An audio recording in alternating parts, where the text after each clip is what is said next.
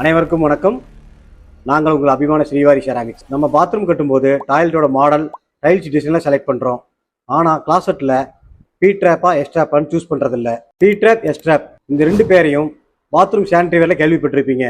ஆனால் இதை பற்றி நிறைய பேருக்கு தெரிஞ்சிருக்க வாய்ப்பு இல்லை. இந்த வீடியோவில் பி ட்ராப்னா என்ன, எஸ் ட்ராப்னா என்ன, எந்த ட்ராப் நம்ம யூஸ் பண்ணலாம், எல்லா டீட்டெயிலையும் இந்த வீடியோவில் பார்க்கலாம். ஃபர்ஸ்ட் ட்ராப்னா என்னன்னு பார்க்கலாம்.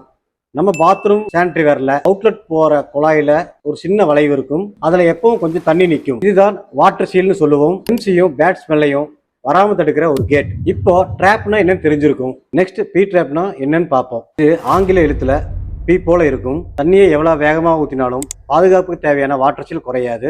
பி ட்ராப் என்பது டாய்லெட் வாலுக்கு கனெக்ட் ஆகும் வகையில் இருக்கும் ஒரு ட்ராப். பி ட்ராப் எங்கெல்லாம் யூஸ் பண்ணுவாங்கன்னு பாத்தீங்கன்னா, பாத்ரூம்ல வால்ல ப்ரொஜெக்ஷன் கொடுத்துருப்பாங்க. அதாவது அவுட்லெட் வந்து வெளியே கொடுத்துருப்பாங்க. அந்த மாதிரி பாத்ரூம் வாலுக்கு பி ட்ராப் தான் யூஸ் பண்ணுவாங்க. அடுத்தது எஸ் ட்ராப்னா என்னன்னு பார்ப்போம்.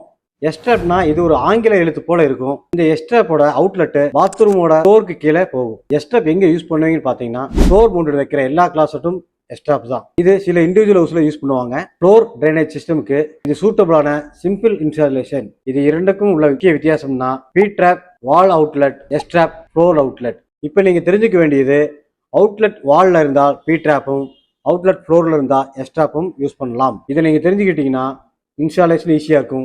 உங்கள் பாத்ரூமும் ஹைஜீனிக்காக இருக்கும். இந்த மாதிரி பாத்ரூம் பற்றி யூஸ்ஃபுல்லான தகவல்களை தெரிஞ்சுக்க எங்கள் சேனலை மறக்காம சர்ப்ரைஸ் பண்ணுங்க.